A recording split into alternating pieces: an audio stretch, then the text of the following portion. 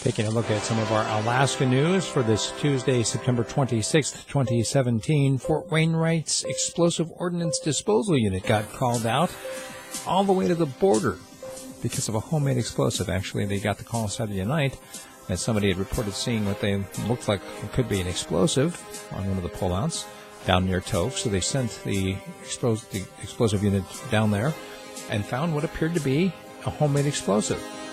So one of those kind of who put it there, we don't know.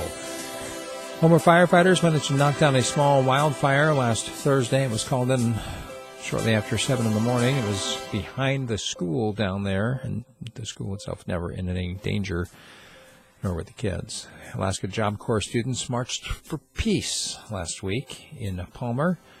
And despite the downpour, a number of people could be heard shouting out, "Homer chooses peace."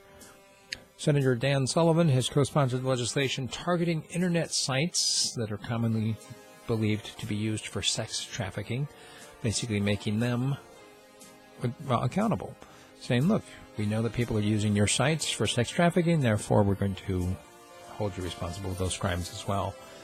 A man in Palmer was reported missing last weekend. He went out to breakfast with some friends, didn't show up like his wife expected him to. She called the cops. They went out searching. So did a number of his friends. They found nothing.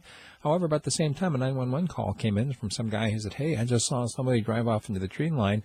And they sent the car out and looked. They didn't see anything. The driver wasn't satisfied. So he went back and he looked and he found this guy. Elderly gentleman, he had actually gone off the road and landed in the trees. He was still trapped inside. He was still alive. He called the police. They came, they extricated him, got him home safe, actually to the hospital, where he was in serious condition for several days. Apparently he's doing much better now. The Alyeska pipeline service company is investigating how and why a system test caused a 400-gallon oil spill. And this happened down by Valdez.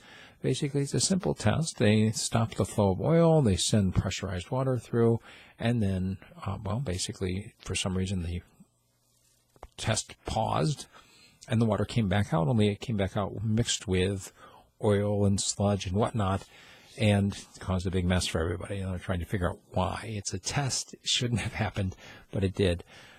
Anchorage police are investigating an officer-involved shooting in South Anchorage. Basically, what it came down to is, once again, another police pursuit. Started with a traffic stop. The person refused to stop and ended with people getting shot at or shot.